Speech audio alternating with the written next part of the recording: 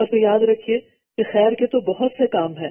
عبداللہ بن عمر کہتے ہیں کہ ایک آدمی نبی صلی اللہ علیہ وسلم کے پاس آیا اور کہنے لگا اللہ کے رسول صلی اللہ علیہ وسلم کون سے لوگ اللہ تعالیٰ کو زیادہ محبوب ہیں اور کون سے اعمال اللہ تعالیٰ کو زیادہ پسند ہیں؟ آپ نے فرمایا وہ لوگ اللہ کو زیادہ محبوب ہیں جو دوسرے لوگوں کے لیے سب سے زیادہ فائدہ مند ہوں. اب رمضان میں وہ لوگ اللہ کو زیادہ محبوب ہیں جو دوسرے لوگوں کے لیے زیادہ فائدے کے ہوں. رمضان صرف آرام کرنے کے لیے نہیں آیا، کیونکہ روزے کی حالت میں نیند بڑی اچھی آتی ہے. اسٹمک کو ڈائجیشن نہیں کرنی پڑ رہی ہوتی نا، تو آپ کی انرجی اس میں نہیں لگ رہی ہوتی، تو آپ کو سکون کی نیند آتی، گہری نیند آتی، اور سونے کو دل بھی بہت چاہتا ہے. لیکن پھر آپ اپنی نیند کی قربانی کرتے ہیں اور آپ اٹھ جاتے ہیں. جو بھی کام آپ کا ہے، جو بھی خیر آپ نے کرنی ہے. اور پسندیدہ کام کیا ہے؟ ویسے تو ہر حال میں کرنے چاہیے، لیکن یہ رمضان کے لیے بتا رہی ہوں. مسلمان کا اپنے بھائی کو خوش کرنا. روزے کی حالت میں کیا ہوتا ہے؟ چڑچڑا پن، موڈ آف، بھوک لگی ہے، موڈ خراب ہوا ہے، کیا سوچنا ہے اس وقت، کیا کرنا ہے؟ ایک دم اپنے آپ کو تبدیل کرنا. نہیں، اس وقت میرا کسی کو خوش کرنا، اسمائل سے ہی خوش کر دینا، یہ کیا ہے؟ میرے لیے اجر کا باعث ہے. اس سے کسی تکلیف کو دور کر دینا. سر میں تو روزے کی وجہ سے آپ کی بھی درد ہو رہی ہے، لیکن آپ کے ہسبینڈ نے کہا میرے سر میں درد ہو رہی ہے، آپ اپنی درد بھول کر کیا کرتے ہیں؟ ان کے سر کو دبا دیتے، اور یہ نہیں کہتے اچھا میرے سر میں بھی درد ہو رہی میں کیا کروں. ایسے نہیں کہنا، اچھا کوئی بات نہیں، آپ کو کیا چاہیے. اور پھر قرضہ ادا کر دینا. آپ کے ارد گرد کئی ایسے اسٹوڈنٹس ہوں گے، کئی ایسے لوگ ہوں گے کہ جو قرضوں کے بوجھ تلے دبے ہوں گے، بیک ہوم آپ کے رشتے داروں میں سے، اور اسے کھانا کھلانا. رمضان ایک اچھا موقع ہے، لیکن اس کا یہ مطلب نہیں کہ ہم ہر روز افطار کے وقت ایک بہت بڑا ڈنر تیار کریں، کیونکہ اس کی وجہ سے پھر تھکاوٹ زیادہ ہوگی، تراویح میں آپ کا خوشبو چلا جائے گا. جو کام اعتدال کے ساتھ ہو اور اس میں آپ کی عبادت متاثر نہ ہو، بس اتنا کریں، کیونکہ ہر ایک کی ہمت فرق ہے. میں سب کو کوئی ایک ٹپ نہیں بتا سکتی کہ سب یہی کام شروع کر دیں. آپ اگر پکا کے نہیں دے سکتے تو آپ کیا کر سکتے ہیں؟ راشن دے سکتے ہیں، ٹھیک ہے. اگر آپ بہت کچھ نہیں دے سکتے، تھوڑا بہت آپ کنٹریبیوٹ کر سکتے، لیکن رمضان میں ٹو ڈو لسٹ میں کھانا کھلانا لازم کر لیں. پھر آپ دیکھیے نبی صلی اللہ علیہ وسلم نے فرمایا مجھے اپنے کسی بھائی کی ضرورت پوری کرنے کے لیے اس کے ساتھ چلنا اس مسجد نبی میں 1 ماہ کے اعتکاف سے زیادہ محبوب ہے.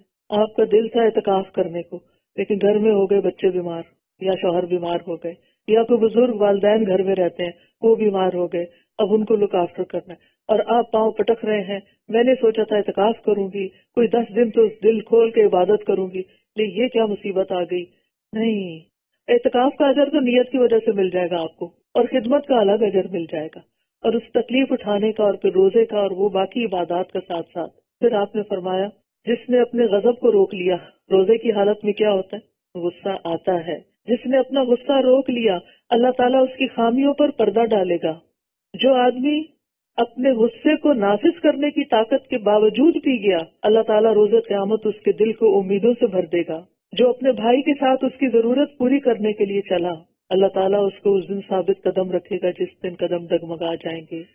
مثلاً آپ کی دوست بیمار ہو گئی، اس کو ہاسپٹل جانا ہے، آپ اس کو لے کے جا رہے ہیں. اب آپ سوچتے ہیں کہ کتنے گھنٹے ہاسپٹل میں لگ جائیں گے، میں نے تو سوچا تھا کہ رمضان میں دورہ قرآن پورا اٹینڈ کروں گی، آج کا تو میرا سپارہ ہی چلا گیا. اور آپ جا بھی رہے ہیں اور دل میں غصہ کھا رہے ہیں کہ میں ہی رہ گئی تھی اس کام کے لیے. جی اللہ نے آپ کو چنا، آپ رہ نہیں گئی تھی، آپ اللہ کی نظر میں تھی، اللہ نے آپ کے حصے میں یہ کام ڈالا ہے. یہ باتیں میں اس لیے کر رہی ہوں کیونکہ ہم رمضان میں صرف عبادت پہ فوکس ہو جاتے ہیں. ضرور کریں عبادت، جن کو اللہ موقع دے فرسٹ پرائرٹی ہماری عبادت ہی ہونی چاہیے. صوم اور قیام 2 کام اہم ترین ہیں. یعنی دن کو روزہ، من صام رمضان ایمانا و احتسابا، اور رات کو قیام، من قام رمضان ایمانا و احتسابا.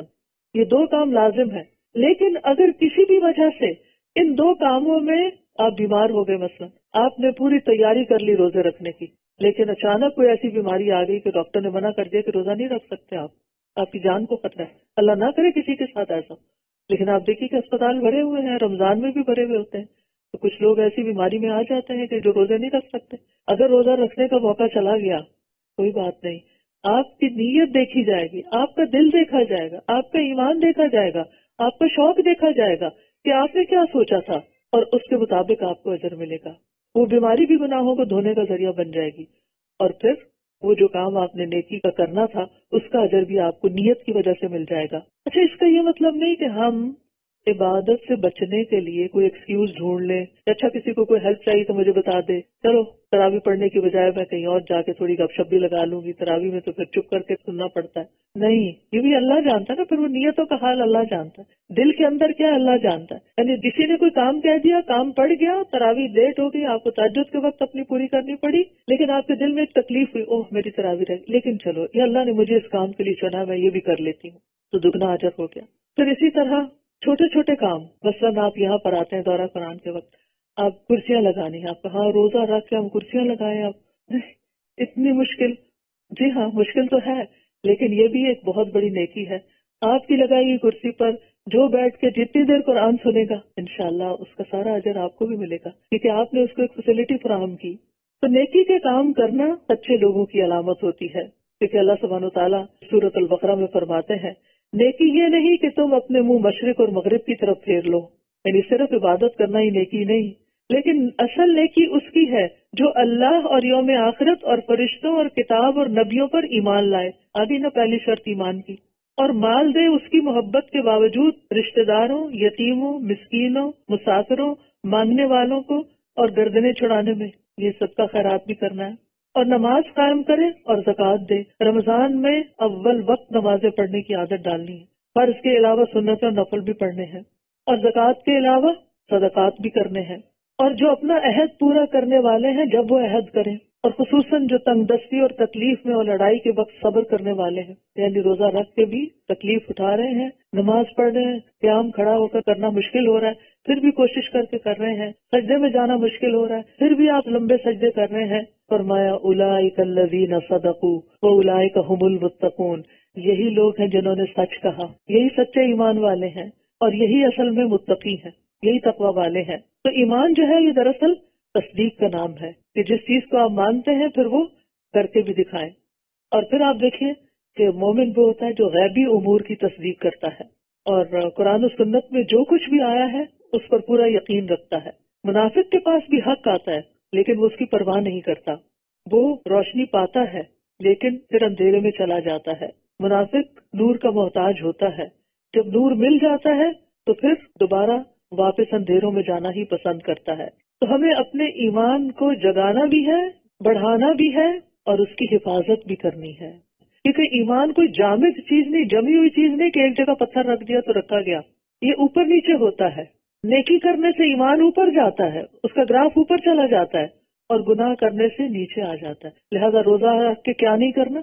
من لم یدع قول الزور والعمل به فلیس للہ حاجۃ ان یدع طعامہ وشرابہ، جو روزہ رکھ کر بھی جھوٹ بولنا نہ چھوڑے، اللہ کو اس کی کوئی ضرورت نہیں کہ وہ اپنا کھانا پینا چھوڑ دے۔ روزہ صرف کھانا پینا چھوڑنے کا نام نہیں، بلکہ جھوٹ، بدعہدی، خیانت، بد اخلاقی، ان سب چیزوں کو چھوڑنا بھی ہے۔ تو جتنا زیادہ انسان ان چیزوں میں پڑ جاتا ہے اور جتنا زیادہ انسان دنیا میں کھو جاتا ہے اتنا ہی اس کا نور بجھتا چلا جاتا ہے، کیونکہ ہم سب کی ایک مجبوری ہے، ہم رہتے دنیا میں ہیں، ہم سارا دن مسجد میں نہیں رہ سکتے، ہم سارا دن علم کی مجالس میں نہیں رہ سکتے، لیکن جب ہم گھر میں ہوتے ہیں، جب ہم ضروری شاپنگ کے لیے بھی جاتے ہیں، جب ہم اپنی جاب پلیس پر ہوتے ہیں تو پھر کیا ہوتا ہے؟ ہم دنیا میں ہوتے ہیں، اور جتنا جتنا دنیا میں زیادہ انوالو ہوتے ہیں اتنا اتنا وہ نور کم ہونا شروع ہو جاتا ہے، پھر دوبارہ اس کو بڑھانے کی ضرورت ہوتی ہے۔ لہٰذا اس بیٹری کو ریچارج کریں۔ آپ موبائل کی بیٹری روز چارج کرتے ہیں نا، اور اگر نہ کریں تو کیا ہوتا ہے؟ ڈیڈ۔ ایسے ہی اگر ہم علم کے ساتھ، علم کی مجلسوں کے ساتھ، مساجد کے ساتھ تعلق کے ساتھ اپنے ایمان کو مضبوط نہیں کرتے، اوپر نہیں لے جاتے، تو واپس وہ ریڈ لائن پہ آ جاتا ہے۔ لہٰذا بھرپور کوشش کرنی ہے عبادت کی بھی، اور اس کے ساتھ ساتھ علم کی مجالس، قرآن کی مجالس کی پابندی کی بھی، کیونکہ دل کی حالت بدلتی رہتی ہے، اس لیے استقامت کی ضرورت ہوتی ہے۔ نبی صلی اللہ علیہ وسلم اکثر یہ دعا پڑھتے تھے، یا مقلب القلوب ثبت قلبی علی دینک، اے دلوں کو الٹ پلٹ کرنے والے، میرے دل کو اپنے دین پر ثابت قدم رکھ۔ تو حقیقی مومن وہ ہے جو غیب پر ایسے ایمان لائے جیسے وہ اپنی آنکھوں سے دیکھ رہا ہو۔ ابھی جو میں نے قیامت کے دن کا منظر آپ کے سامنے رکھا تو کیا ہے، اس کو ایسے سمجھے کہ جیسے ہم وہاں کھڑے ہیں اور اس وقت ہمیں نور چاہیے، اور وہ نور ابھی وقت ہے کہ ہم اپنے لیے تیار کر لیں۔ اور پھر آپ دیکھیں کہ ایمان بڑھتا ہے احسان کے ساتھ، اور احسان کیا ہوتا ہے؟ ان تعبد اللہ کانک تراہ، اللہ کی ایسے عبادت کرو گویا کہ تم اللہ کو دیکھ رہے ہو. فَإِن لَّمْ تَكُن تَرَاهُ فَإِنَّهُ يَرَاكَ، اور اگر تم اسے دیکھ نہیں رہے تو وہ تو تمہیں دیکھتا ہے. فرشتوں کے بارے میں سن کر، جان کر ایسے محسوس کرنا جیسے وہ قریب ہی ہیں. ان کی پریزنس کو فیل کیا کریں. فرشتوں پر ایمان میں کیا کرنا ہے؟ ان کی پریزنس کو فیل کرنا ہے. میں جب جمعے کے دن نماز پڑھتی ہوں نا تو یقین مانے کہ بیچ میں کچھ لمحے ایسے آتے ہیں نماز کے دوران، جیسے رکوع اور سجدے میں یوں لگتا ہے جیسے واقعی فرشتے نازل ہو رہے ہیں. اتنی سیرینٹی، اتنا پیس، اتنا سکون جو پورے ہفتے میں کسی اور جگہ محسوس نہیں کرتی، وہ اس وقت انشاءاللہ رمضان میں آپ تراویح پڑھنے جائیں گے نا تو آپ محسوس کریں گے. دورہ قرآن اٹینڈ کریں گے، آپ محسوس کریں گے کہ آپ فرشتوں کی پریزنس میں. اور ویسے بھی آپ دیکھیں کہ ہر وقت تو دائیں اور بائیں ہمارے ہیں نا، تو کوئی بات کرنے لگے تو یہ نہ سوچے کون دیکھ رہا ہے، کون سن رہا ہے. اوہ میرے تو رائٹ سائڈ پہ بھی بیٹھا ہوا اور لیفٹ پہ بھی، وہ سن رہے ہیں، وہ دیکھ رہے ہیں، وہ ہمارے حق میں کیا گواہی دیں گے. جب کوئی نہیں ہوتا فرشتے ہمارے ساتھ ہوتے ہیں، جب کوئی نہیں ہوتا اللہ ہمیں دیکھ رہا ہوتا ہے. یہ ایمان ہے. یعنی اگر آپ محسوس کرتے ہیں تو یہ ایمان کی علامت ہے، یہ انڈیکیٹر ہے اس بات کا کہ آپ واقعی فرشتوں پر ایمان رکھتے ہیں. ورنہ کیا ایک غیبی سی خبر، ہاں وہ فرشتے ہیں کہیں پتہ نہیں کہاں اڑ پھر رہے ہیں. فرشتے تو علم کی مجالس پر بھی آتے ہیں اور وہ سنتے ہیں اور وہ جا کے گواہی دیتے ہیں. یعنی آپ ایسے اس طرح ان چیزوں کو محسوس کریں. قرآن دیکھیں تو آپ کا دل محبت سے بھر جائے.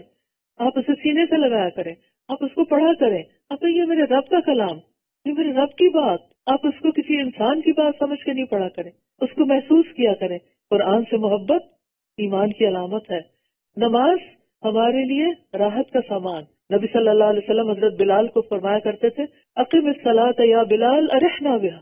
بلال نماز قائم کرو، یعنی اذان دو، نماز کے لیے بلاؤ اور اس کے ذریعے ہمیں راحت پہنچاؤ. ہمارے دلوں کو ٹھنڈا ہو جانا چاہیے اس دین کے ساتھ، اس ایمان کے ساتھ. پھر آخرت پر ایمان کو کیسے محسوس کریں کہ اس کے لیے ہر دم تیاری کریں، ہر کام وہاں کے لیے، ہر چیز وہاں کے لیے. آپ دیکھیے کہ مثلاً روزے کا اجر ہم کیا چاہتے ہیں. رمضان کے بعد جب عید آتی ہے لوگ کیا باتیں کر رہے ہوتے ہیں، سارا مہینہ میں نے فلاں چیز نہیں کھائی، دیکھو اسکیل وہیں کا وہیں ہے. کیا آپ نے اسی لیے روزے رکھے تھے؟ اسکیل کی تو بات ہی نہیں کرنی، اور روزہ رکھ کے یہ دیکھنا ہی نہیں کہ وزن گھٹا ہے یا بڑھا ہے، کیونکہ ہم اس لیے تو روزے نہیں رکھ رہے. ہم روزے رکھ رہے ہیں اجر کی نیت سے. لہٰذا اپنی نیتوں اور نیتوں کے ساتھ اپنی گفتگو کو بھی ٹھیک کرنا ہے. اللہ تعالیٰ قیامت کے دن ہر ایک کو اس کا حق پورا پورا دے دے گا. پھر اسی طرح سارے انبیاء پر ہمارا ایمان کبھی ہونا چاہیے، کیونکہ حضرت ابراہیم علیہ السلام وہ تھے، موسیٰ علیہ السلام تھے، عیسیٰ علیہ السلام تھے، اور وہ انہوں نے اللہ کا پیغام پہنچایا. یعنی جب آپ قرآن میں انبیاء کے قصے پڑھیں تو کیسے پڑھنے چاہیے؟ صرف ہسٹری سمجھ کے نہیں پڑھنے چاہیے، صرف کہانیاں سمجھ کے نہیں پڑھنے چاہیے، بلکہ ان اللہ کے بندوں کی جو ایفرٹ تھی، ان کی جو قربانیاں تھی، ان کو محسوس کر کے پڑھیں. اسی طرح جنوں کے بارے میں پڑھیں تو یقین رکھیں کہ جن ایگزسٹ کرتے ہیں، وہ ہوتے ہیں. کیونکہ بعض لوگ جب بہت سائنس پڑھ جاتے ہیں تو وہ کیا کرتے ہیں، جنوں کا انکار کر دیتے ہیں. قرآن میں آنے والی کوئی چیز، اس میں سے ایک چیز کا بھی انکار کریں گے تو وہ کفر میں شامل ہو جاتا ہے.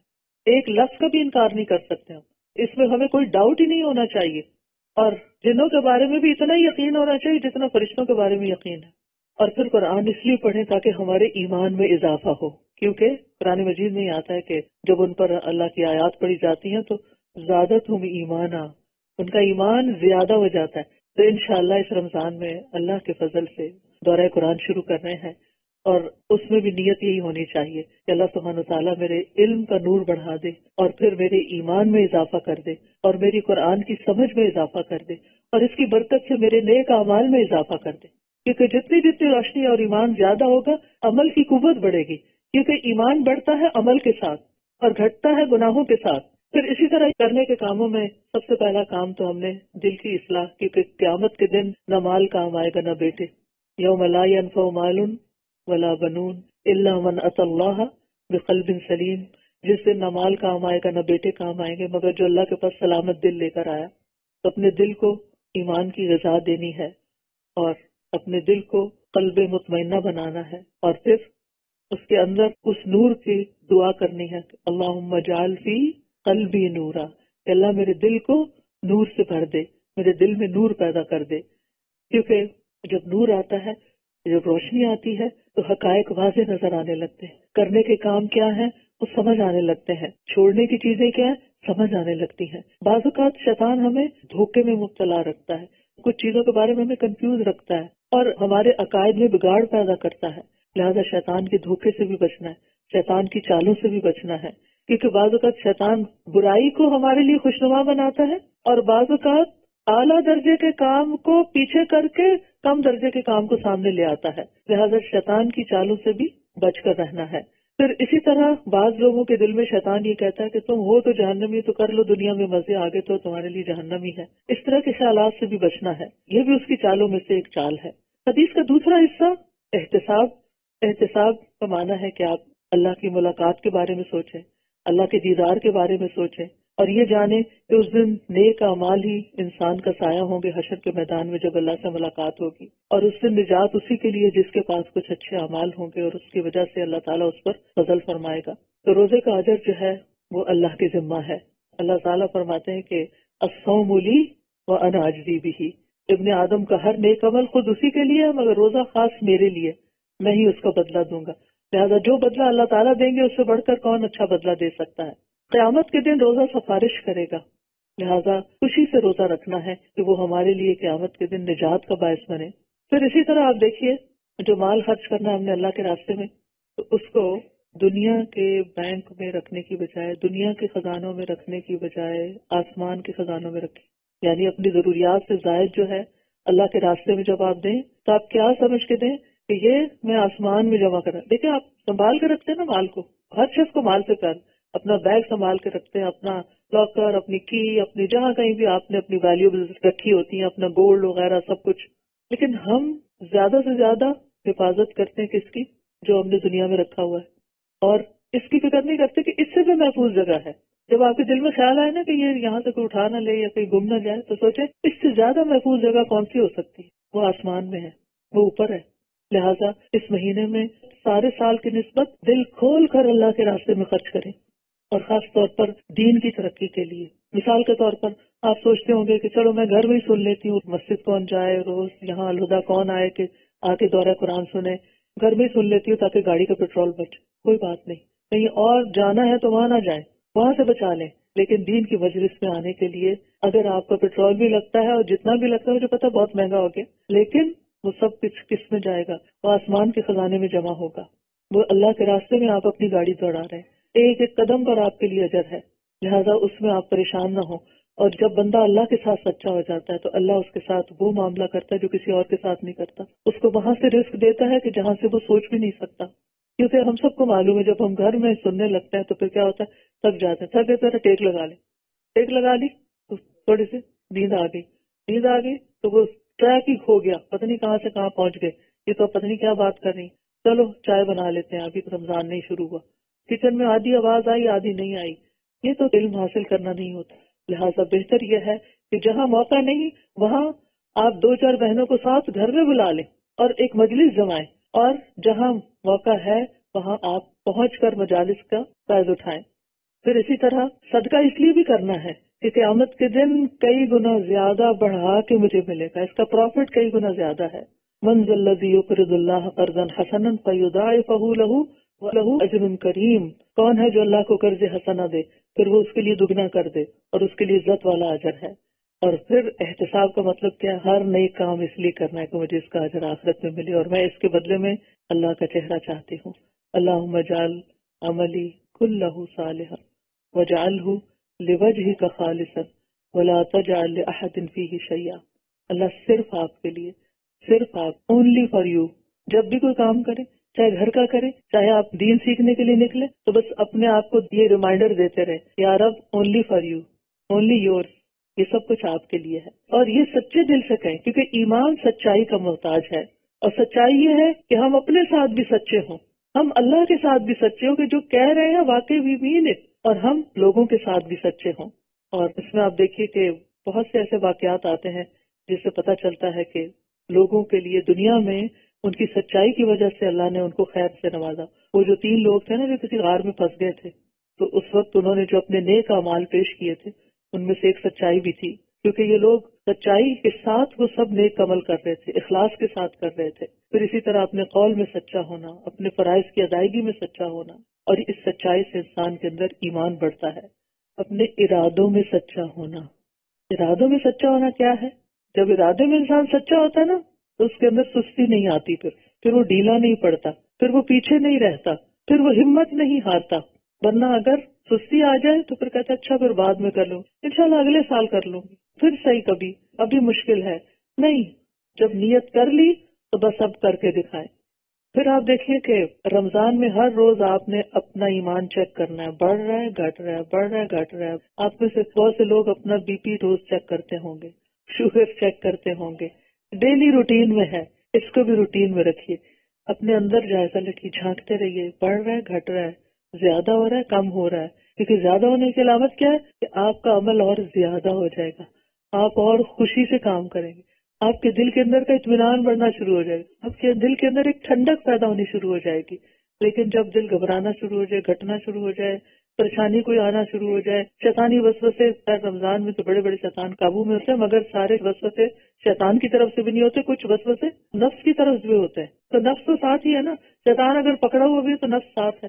وَنَعْلَمُ مَا تُوَسْوِسُ بِهِ نَفْسُهُ، انسان کا اپنا ہی دل جو وسوسے ڈالتا ہے وہ بھی اللہ کو پتا ہے۔ تو پھر ہمیں کچھ کام کرنے ہیں، اور ان کاموں میں آپ دیکھیے کہ دن کا آغاز جو ہے وہ تو سحری سے ہوگا انشاءاللہ تعالی، اور سحری کا خاص عمل کون سا ہے؟ استغفار، ٹھیک ہے؟ یہاں پر ایک استغفار کا کارڈ بھی ملتا ہے، اس کی ایک ایک دعا یاد کر لیں، ہر روز اس کو ریپیٹ کر سکتے ہیں، یا جو بھی اپنے کچن میں استغفر اللہ کہیں لکھ کے لگا دیں تاکہ آپ کی نظر پڑے، ورنہ کیا ہوتا ہے کاموں کی اتنی جلدی ہوتی ہے، کبھی فریج کھول رہے ہیں، کبھی اوون کھول رہے ہیں، کبھی کچھ کر رہے ہیں، کبھی ٹیبل لگا رہے ہیں، کبھی جگا رہے ہیں گھر والوں کو، اتنی ابڑ دبڑ ہوتی ہے کہ وہ استغفار ہی بھول جاتی ہے۔ ٹھیک ہے؟ کچھ لوگ تلاوت لگا لیتے ہیں، وہ بھی ٹھیک ہے، لیکن یہ تو استغفار کا وقت ہے، وَبِالْأَسْحَارِ هُمْ يَسْتَغْفِرُونَ، تو استغفار کے ساتھ دن کا آغاز کرنا ہے۔ اذان ہوئی تو کیا کرنا ہے؟ اذان کا جواب دینا ہے، جواب دے کے کیا کرنا ہے؟ دعا مانگنی بھولنا نہیں۔ کون سی دعائیں مانگنی ہے؟ صرف دنیا کی، آخرت کی بھی، درود شریف پڑھ کے، اذان کے بعد کی دعا پڑھ کے پھر آپ نے کیا کرنا ہے؟ آپ نے اپنی آخرت اور دنیا دونوں کے لیے دعا کرنی ہے۔ پھر اس کے بعد آپ نے کیا کرنا ہے؟ نماز پڑھنی ہے۔ نماز پڑھنے کے بعد کیا کرنا ہے؟ اذکار کرنے ہیں، بس اذکار سورج نکلنے سے پہلے ہو جانے چاہیے، صبح کے اذکار، ٹھیک ہے؟ اور ایک تسبیح سبحان اللہ و بحمدہ کی، اور ایک تسبیح لا الہ الا اللہ کی، ٹھیک ہے؟ پھر اس کے بعد سورج نکل آیا ہے، سورج نکل آیا ہے، سورج نکلنے تک آپ قرآن کی تلاوت کرتے رہیں، اور پھر دن کا آغاز جب قرآن کی تلاوت سے تو آپ کو یوں لگے گا جیسے آپ نے بہت کچھ روحانی ناشتہ کر لیا، آپ کے دل کے اندر ایک ایمان کی لہر آ جائے گی۔ پھر اس کے بعد آپ کیا کریں؟ اشراق کے نفل پڑھیں، اور پھر اس کے بعد اگر آپ نے آرام کرنے کا موقع تو آرام کریں، کام پہ جانا تو کام پہ جا کے واپس آ کے آرام کریں۔ ابن رجب کہتے ہیں ام المومنین عائشہ رضی اللہ عنہا رمضان المبارک میں صبح کے وقت مصحف کی تلاوت کرتی، اور جب سورج طلوع ہوتا تو سو جاتی، یعنی بعد میں پھر آرام کرتی۔ اور پھر آپ دیکھیے کہ دن کے وقت بھی آپ نے قرآن کی تلاوت اور ساتھ دورہ قرآن اٹینڈ کرنا ہے، چاہے آپ آن کیمپس کریں، چاہے آپ آن لائن کریں، چاہے آپ اپنے فری ٹائم پر کریں، لیکن میک شور ایک قرآن آپ نے ناظرہ کا ختم کرنا ہے، ایک قرآن آپ نے دورہ قرآن میں ختم کرنا ہے، اور تیسرا قرآن آپ نے تراویح میں ختم کرنا ہے۔ کم از کم 3 ضرور ہونے چاہیے، یہ اپنا ٹارگٹ سیٹ کر لیں، یہ اپنی پلاننگ کر لیں۔ اور پھر آخری عشرے میں خوب محنت کرنی ہے، اور دوسروں کو بھی اعمال صالح کی رغبت دلانی ہے۔ اور پھر نبی صلی اللہ علیہ وسلم کا طریقہ کیا تھا؟ رسول اللہ صلی اللہ علیہ وسلم سب سے زیادہ سخی تھے، جواد تھے، اور رمضان میں جب جبریل علیہ السلام آپ سے ملتے تو آپ بہت ہی زیادہ جود و کرم فرماتے تھے، اور رمضان میں جبریل علیہ السلام ہر رات آپ سے ملاقات کرتے تھے اور آپ کے ساتھ قرآن کا دور کرتے تھے۔ آپ اکیلے بھی تو کر سکتے تھے، لیکن آپ جبریل کے ساتھ کرتے، تو صرف اکیلے نہ کریں، کسی نہ کسی کو ساتھ شامل کریں۔ جو لوگ آن لائن کریں گے وہ اپنے ہمسایوں میں، نیبرز میں جا کے انہیں بتائیں کہ میں اس وقت سے اس وقت تک دورہ قرآن سنتی ہوں، آپ بھی میرے گھر آئیے، اپنے گھروں کو کھولیے، قرآن کے مرکز بنائیے، اور جو یہاں آ کر سنیں تو آپ دیکھیں گے کہ آپ کی ایمان کو بڑھانے کا ذریعہ ہوگا انشاءاللہ۔ حدیث میں آتا ہے نبی صلی اللہ علیہ وسلم لوگوں کو بھلائی پہنچانے میں بارش لانے والی ہوا سے بھی زیادہ جود و کرم فرمایا کرتے تھے۔ اور پھر روزہ اور صدقہ جمع ہونا جنت میں داخلے کا سبب ہے۔ رسول اللہ صلی اللہ علیہ وسلم نے فرمایا یقیناً جنت میں ایسے بالا خانے بھی ہیں جن کا اندرونی حصہ باہر سے نظر آتا ہے اور بیرونی حصہ اندر سے نظر آتا ہے۔ ایک دیہاتی کھڑا ہوا کہنے لگا یا رسول اللہ یہ کس کے لیے ہے؟ صلی اللہ علیہ وسلم آپ نے فرمایا اس شخص کے لیے جو اچھی بات کرے۔ تو آپ نے رمضان کے ہر دن اپنے بچوں سے یا نیبر سے یا کلائنٹ سے یا جاب پلیس پہ مسلم سے نان مسلم سے سوچ کے جانے ایک اچھی بات ضرور کرنی، ایک اچھی بات، ٹھیک ہے؟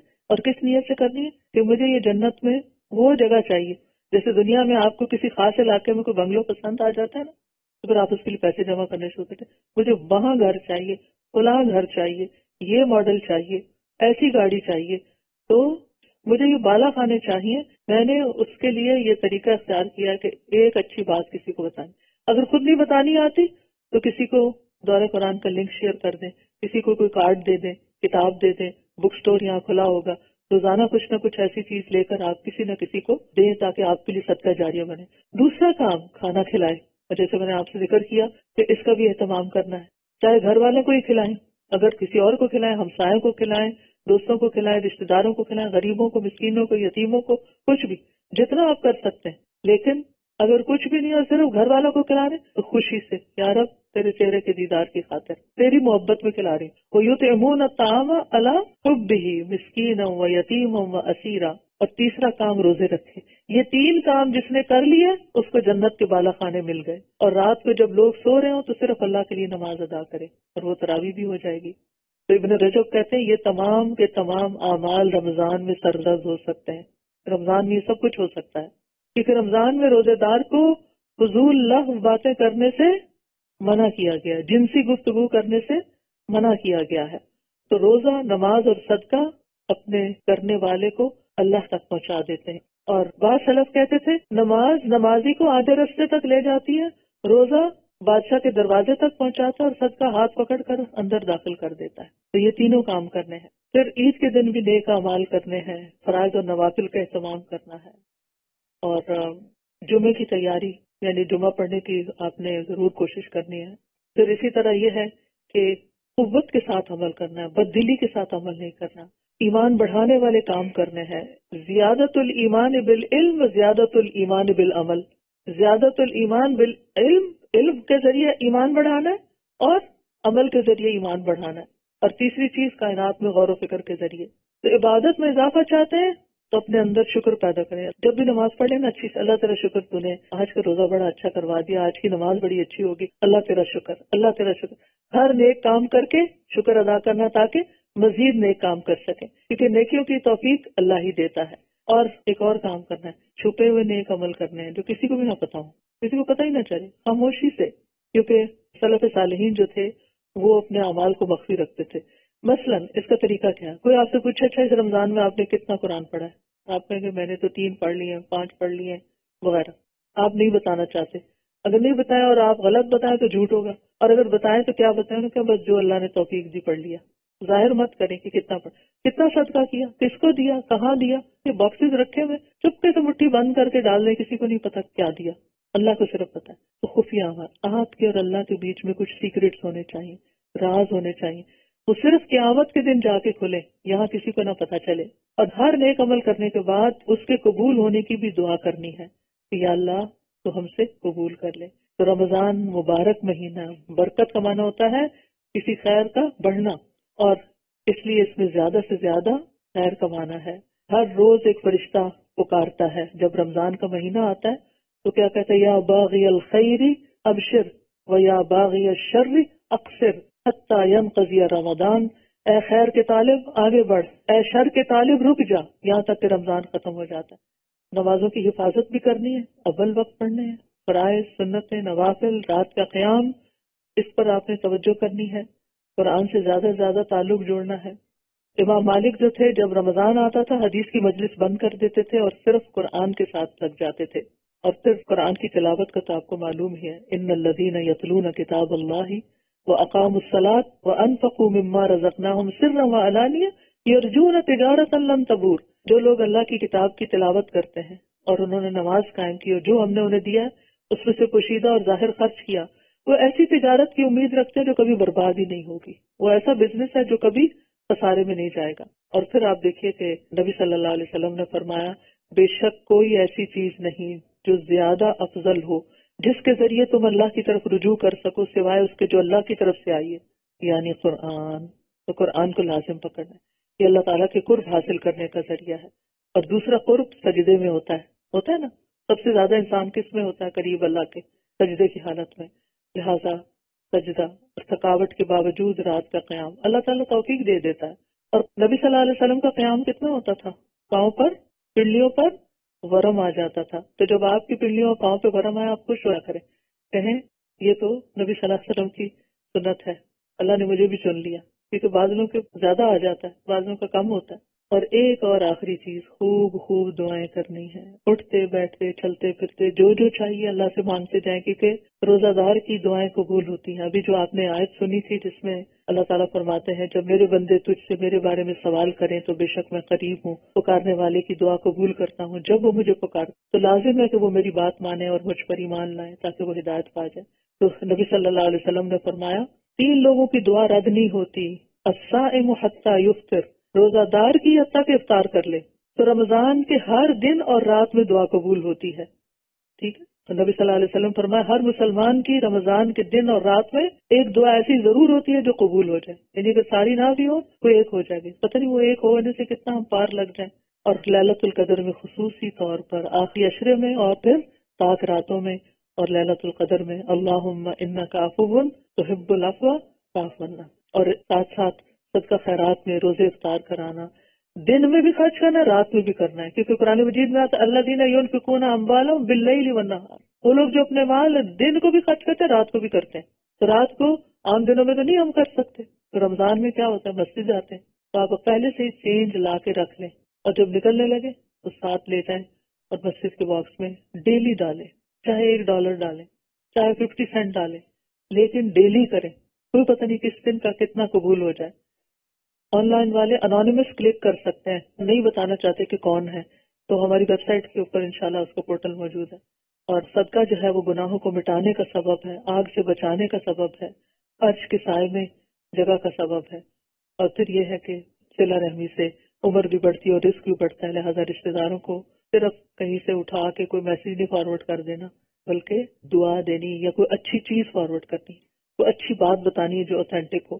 تو اس نیکی سے عمر میں اضافہ ہوتا ہے, رزق میں اضافہ ہوتا ہے. اور آپ سب کو دعوت دیتی ہوں کہ خود بھی اور اپنی کم از کم 5 دوستوں کو دورہ قرآن میں شریک کریں. کم از کم 5 لوگ آپ کے ہاتھ سے اس قرآن کی مجلس میں حاضر ہوں, کیونکہ خیرکم من تعلم القرآن وعلمہ, تم میں سے بہترین لوگ وہ ہیں جو قرآن سیکھیں اور سکھائیں ہیں. اور پھر دعاؤں کے علاوہ ساتھ ساتھ ذکر کرتے رہنا ہے. کم از کم دن میں 100 بار استغفار, سید الاستغفار, نبی صلی اللہ علیہ وسلم پر درود, لا حول ولا قوت الا باللہ کی تسبیح, اور ساتھ ساتھ زبان کی حفاظت بھی کرنی ہے. ٹھیک ہے, لغو باتیں نہیں کرنی, کیونکہ جب آپ اپنے آپ کو غیر اہم سے بچائیں گے تو اہم کام کر سکیں گے. سوشل میڈیا بند, سوائے ضروری میسیجز کے. باقی چیزیں اگر آپ نہیں دیکھیں گے تو ہو سکتا بعد میں بھی آپ کو اللہ تعالیٰ توفیق دے اور لفظ سے آپ پر پرہیز کریں. نبی صلی اللہ علیہ وسلم نے فرمایا روزہ صرف کھانا پینا چھوڑنے کا نام نہیں, بلکہ روزہ تو لفظ اور رفظ سے بچنے کا نام ہے. اگر روزے کی حالت میں تمہیں کوئی گالی دے یا جہالت کی باتیں کرے, نہیں کوئی لڑنے آ جائے تو کہہ دو میں تو روزے دار ہوں. اور پھر رمضان کا استقبال اپنے دلوں کو صاف کر کے, تاکہ خوب نور برسے ان پر.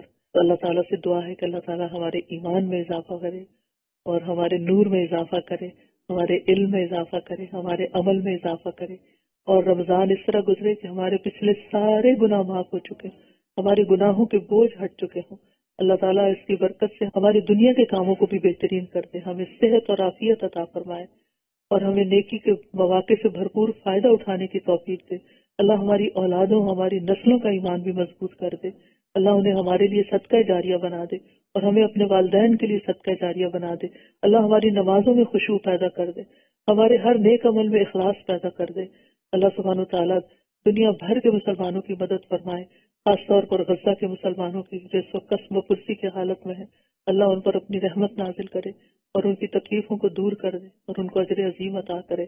اللہ تعالیٰ ان ساری آنے والی بہنوں کا آنا قبول فرمائے, ان سب کے دکھ درد غم تکلیفیں پریشانیاں دور فرمائے, اور مستقل مزاجی کے ساتھ اور ثابت قدمی کے ساتھ آتے رہنے کی توفیق عطا فرمائے.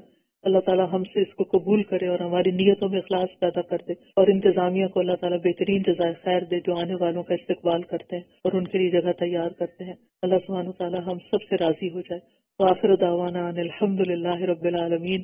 سبحانک اللہم وبحمدک, اشہد ان لا الہ الا انت, استغفرک واتوب الیک. السلام علیکم ورحمۃ اللہ وبرکاتہ.